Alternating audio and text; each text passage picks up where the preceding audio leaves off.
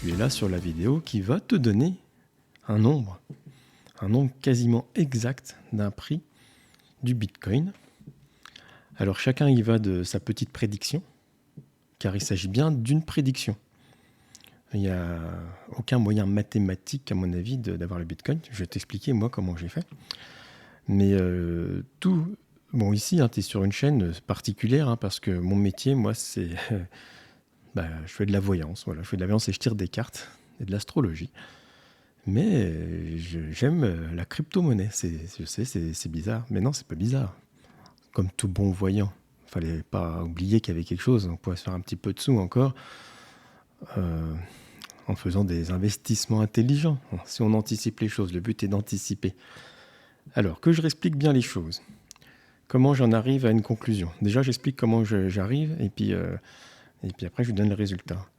Je me sers d'une IA, une intelligence artificielle, qui a été mise au point par moi-même, et un ingénieur bien sûr, mais sur des directives particulières.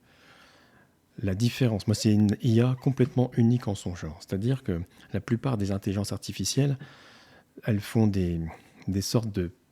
C'est des algorithmes qui font des suites. C'est-à-dire qu'ils font une sorte de prédiction par rapport à un événement passé. C'est-à-dire qu'ils considèrent que c'est le passé qui dirige le présent, qui dirige l'avenir. Alors, pour la crypto, je suis désolé, mais... on ne va certainement pas rentrer cette donnée-là, sinon on est mal. Si on croit aux cryptos, c'est qu'on croit à un nouveau monde. Alors pourquoi moi j'aime ? Parce que dans mes prédictions, on est dans un monde, dans 20, 30 ans, qui est complètement différent de celui d'aujourd'hui. On n'est plus dans la vieille finance, on est dans une autre finance. Et il y a des cryptos, il y en a partout. Donc voilà. Premièrement, si je n'ai pas cette vision-là, ça ne sert à rien. Et pour anticiper les marchés, dans la crypto, il ne faut surtout pas faire l'erreur de faire comme dans les anciens systèmes. C'est là qu'on est sûr de se tromper. D'ailleurs, c'est pour cela que 90% des gens se trompent dans les investissements de crypto. Faire des analyses algorithmiques pour prédire le cours du Bitcoin ou d'autres monnaies, c'est sûr qu'on se trompe, parce qu'on applique un process du passé. Et moi, j'applique un process du futur. C'est-à-dire que je ne pense pas que ce soit le passé qui dirige le présent et l'avenir, c'est que c'est le contraire. On considère qu'il y a un avenir et on prédit cet avenir, on fixe notre règle et c'est lui qui influence le présent. Ah, ça y est, je t'ai perdu. Voilà comment est programmé mon IA, d'accord ?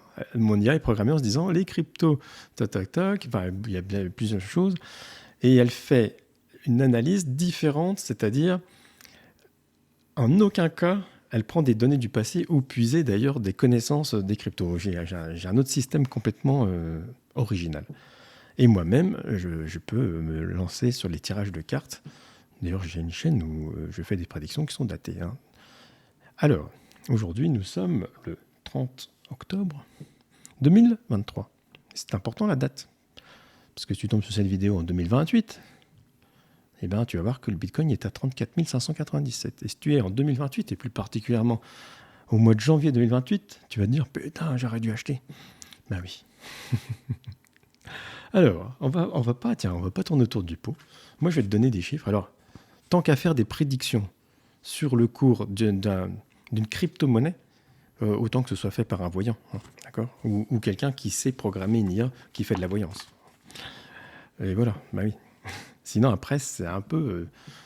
c'est presque hasardeux, moi, je pense. Alors, déjà, à quand, à ton avis, le Bitcoin se rassemble? Alors, je vais prendre le Bitcoin, on parlera des autres crypto-monnaies dans d'autres vidéos, mais je parle que du Bitcoin aujourd'hui. Pourquoi ? Parce que, déjà, je sais que beaucoup de théories circulent, que le Bitcoin ne peut plus monter parce que ceci, cela, il a moins de potentiel et tout. Alors, ouais, on m'a dit ça en 2018, on m'a dit ça en 2017, d'accord. Il ne peut plus monter, il ne pourra pas aller à 10 000, il ne pourra pas aller à 20 000, il ne pourra pas aller à 30 000, il ne pourra pas à 50 000. Bon, ok. Donc aujourd'hui, donc il est à 34 000, on va dire, il ne peut pas aller à 1 million. Ah bon ? Pourquoi ? Parce que tu fais un calcul comment ? Déjà, tu ne sais pas combien vaut le dollar à lui-même. Chaque année qui passe, le dollar, il perd de sa valeur. Donc déjà, mécaniquement, une crypto qui a un nombre fini, elle prend de la valeur. C'est un peu comme l'or. L'or, il y a tant de mètres cubes d'or dans le monde. Donc d'ailleurs, c'est 21 mètres sur 21 mètres sur 21 mètres. Et ça, c'est inaltérable. Tu ne peux pas en faire plus. Il y a tant.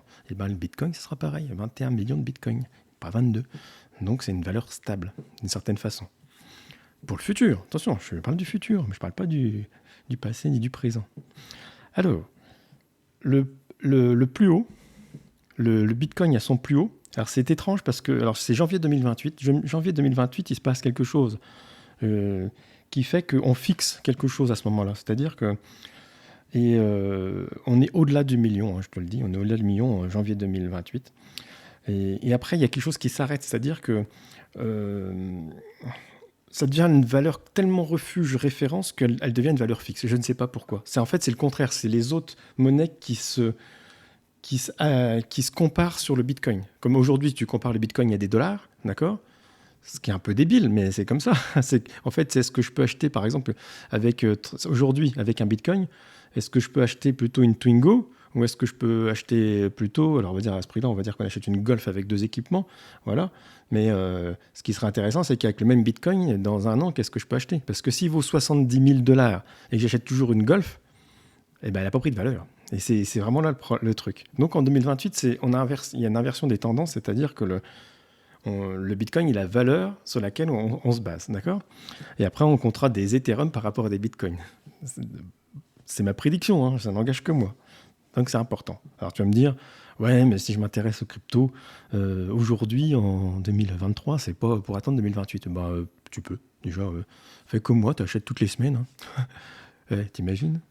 Est-ce que tu imagines un peu le gars qui achète depuis 2018 ? Alors, évidemment, on n'est pas con, on vend de temps en temps. Il faut encaisser la monnaie de temps en temps pour pouvoir faire plaisir. Alors, il y a bien un prochain bull run qui s'annonce. Donc, première nouvelle de ce que j'en ai tiré de mon IA.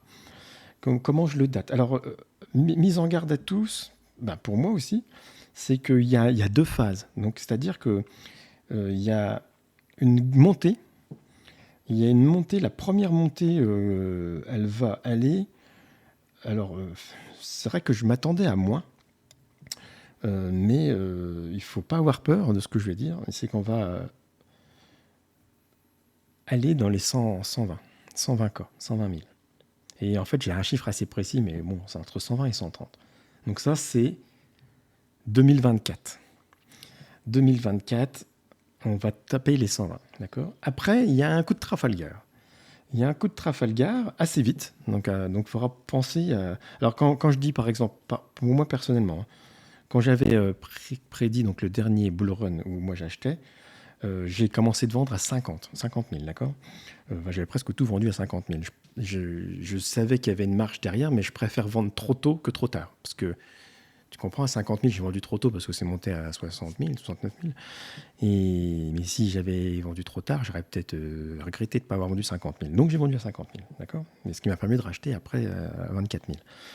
Donc, on va monter 120, 130, mais moi, pour ma part, ce sera des ventes de l'ordre de 98 000, voilà. Et après, je reprofiterai de la baisse qu'il y aura une baisse. Ce sera alors 2024-2025, que je n'ai pas la précision, parce que je pense qu'on est à fin 2024, voire début 2025. Et après, on va remonter légèrement plus haut, enfin légèrement. Je te donne le chiffre. Allez, je te donne le chiffre. On va pas aller à 200, mais on va aller à 195. Voilà, je sais, après, tu peux dire, il raconte n'importe quoi, le mec. Bien sûr, oui, tu peux, bien sûr, tu peux. Bien sûr, on peut me dire ça, il n'y a aucun souci, ça me pose aucun problème.